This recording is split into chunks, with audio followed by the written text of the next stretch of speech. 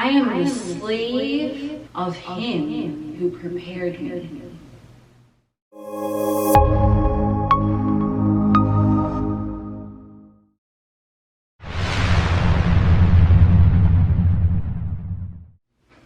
What is up, alienARMy? I am Oculus, the alien next door, purveyor of esoteric lore. And on this channel, we discuss everything out of this world. So, what are we talking about today? I am a slave of him who prepared me? The fuck does that mean? Okay, well, this is a phrase that is from a poem called Thunder Perfect Mind. Now, I first heard of this poem from GREGG BRADEN, where he was giving a lecture and he mentioned this poem, and I was like, oh shit. Like, I didn't know it was a poem at the time, but I was like, yo, that shit sounds pimp, the title alone. And he didn't really elaborate too much into it. He stated a few lines, but he didn't get too much into it. So I never knew that it was a poem or that it was a whole poem. I just thought that it was, I believe he said that it was something that was originally supposed to be in the Bible, but then it was removed, and it was discovered in the Nag Hammadi library. Did I say that right? I'll write it, okay? And it was coming from the Nag Hammadi library. So I kind of forgot about it because, you know, I was just into the lecture that he was giving. I always meant to look it up. I never did. And then the other day, this certain tarot deck called to me and I was like, I'm gonna buy it. Okay, so I bought this tarot deck, and on the card, the devil card, it had that phrase, which boom, I don't know why it stuck out to me, but it did. I am the slave of him who prepared me. And I said, okay, I'm just gonna Google this phrase. I didn't know where it came from because in GREGG BRADEN's lecture, he did not say that line, even though it was a line from the same poem that he was reading parts of. So I had no clue. I was just like, I'm gonna just type this in Google. That's how I roll. And I did, and then it came up, Thunder Perfect Mind. So this is a line from the poem called Thunder Perfect Mind. And this poem, I am going to have a link below here if you're interested in listening to the whole thing. This is just going to be a video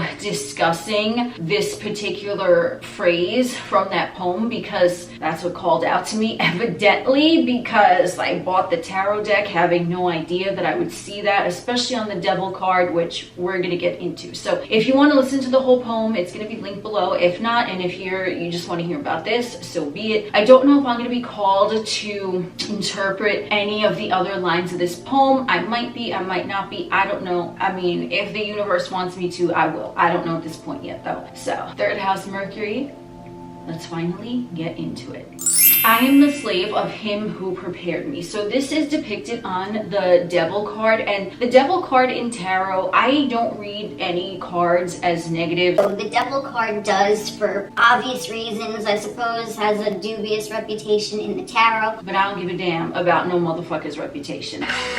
Okay, I discern for myself. Anyway, when I see this, now the devil card is typically when someone is bound by something that they perceive is bigger than them. So this could be a metaphor for a whole lot of different things, but in my view, I view the devil card as something that you perceive has power over you, but in reality, it's a figment of your imagination. It's a product of a fear of the ego mind, which is why it seems so much larger and you seem like you might be bound to that fear, because in essence, your monkey mind is sort of bound to that fear. It keeps hyping it up for no good reason, making it larger and larger and larger, which is why, at least in the Rider-Waite themed decks, the devil appears like he's so much larger than the two people below him, and the two people below him are depicted as being chained to whatsoever is going on in that card, right? It's different for all of them. They're typically chained to something, which is an indicator that they are not free. So I see the two individuals. Remember, I'm going by Rider-Waite themed, and I'm seeing the two individuals. There's a masculine and a feminine principle. So these again are the principles of mind, and they are bound. They are still bound by the ego. So the conscious mind masculine principle is not functioning. at a higher decibel. The feminine mind, subconscious, is not functioning at a higher decibel. They're bound to whatever the monkey mind is trying to project, and it's heightening the equation, and there's no need to do that because the chains aren't really there. It's just the perception that the mind sees is being bound to this because the ego has run amok and made something appear bigger than it was. So I am a slave of him who prepared me is, in my view, I have no idea what the author of this deck of tarot cards had in mind. I'm going by my view, my interpretation. That quote was added to the devil card because I'm seeing this as the slave. The ego mind is a slave to whatsoever information came before him who prepared me. So I'm going to use an example. This is, again, my personal perspective, okay? So let's say someone attends a school, or as I like to call it, an indoctrination center. What are you being taught there? You're being taught things that are just passed down. They're called history. It's passed down. It's someone else's viewpoint. It's someone else's writing. It's someone else's experience, and it's being passed down and being spoken of and recognized as truth. So you go into something and you're learning from what someone else has written. It's not something that you have deciphered for yourself. So that's just a broad example, but this can go for anything. This can go for when someone was a child, the elders around them might have prepared that child metaphorically for something that they believed was correct, that was their truth, and they projected that upon that child. So now the child has... Believe me, okay? I've witnessed this. I've heard about this. Ooh, listen, okay? Whoever you were around as a child, especially the age 7 and under, ooh, that shit shapes you, homie, okay? Theta state, ooh, you're susceptible to everything. So it could be something positive as well. It doesn't necessarily have to be something negative, but let's say that someone, remember, we're using context of school indoctrination camp, we're using context of child and caretakers, but it could really be anything. It could be even a group of friends that you had, and all of them were sort of in this clique, and then you were sort of swept up into that and started believing their belief systems, and it could be anything, okay? But whoever is preparing that individual metaphorically, that individual is now a slave to someone else's idea because it did not come from them, because they prepared them for it. So they were in an environment that was projecting onto them so strongly that they accepted it as that is their own thought, that is their own viewpoint, when in reality it isn't. So you can hear this phrase a lot. Someone will say that, oh, they get this from their mother, or oh, they get this from their father, or they heard a teacher say this at one point and they kind of stuck with it. Sure, you can do that if you're perceiving it as positive and you like that, but again, is it the truth? It's their truth, and if you're enjoying what their truth projected upon you, okay, you could switch it out if you want to, but you don't have to. But you're still a slave to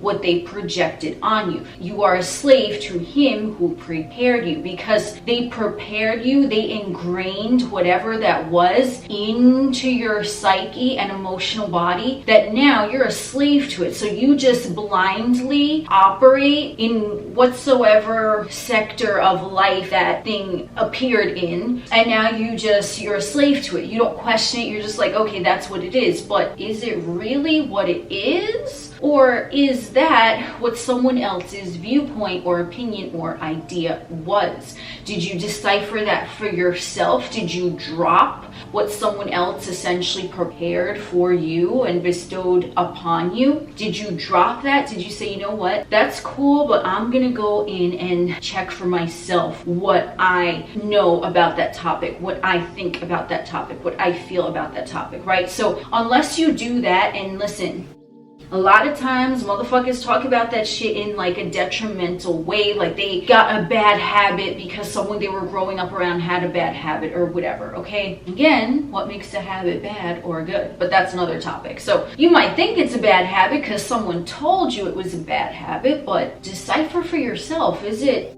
maybe good for you? Food for thought. Anyway, when someone does not discern for themselves, they are always going to be a slave to whatsoever prepared them. And because they're not discerning for themselves, it's sort of already in this ego box. It's compartmentalized, like, okay, that's what it is. Someone just kind of accepted what someone else said as a fact, and now their ego is not going to easily let them out of that box. Hence why we have the depiction of that phrase on the devil card, because it seems like it's attached to the individual through those chains, right? But is it really attached, or are they just imagining that that particular ideology is a part of them, even though they received that from someone else who prepared them with it? So when we dismantle every idea that was bestowed upon us by another, and again, this could be good ideas too, okay? It doesn't necessarily have to be a negative thing. It comes up mostly in negative context, but you know, that's kind of self-explanatory. But let's say someone even told an individual, oh, this thing is good, right? So the motherfucker's walking around in their ego mode, yeah, that thing is good, that thing is good, and they're entrapped in what someone else told them was good for them. And then they decide to look at it from another angle, and then their knowing, their intuition is telling them, whoa, that ain't so good. Why did that motherfucker tell me it was good when, oh, that shit is wrong on so many levels? So it goes both ways. So when someone is a slave of him who prepared them, that is a metaphor in my view for someone just carrying around any type of process that they did not discover for themselves, that they did not decipher for themselves. And now it's ingrained into them to a point where it's like the ego accepts it as a fact and a part of them, and it's in that box. So this individual might perceive that they are limited, they are bound by whatever ideology this is that someone else prepared for them, and now they are a slave to it when they needn't be. So that's the whole gist of the devil card. It's really about liberation and realizing that you are more than just a third dimensional monkey mind. Even though whilst one is in the 3D matrix experience, the monkey mind can seem very powerful and can up the ante of perceived things that they have no control over,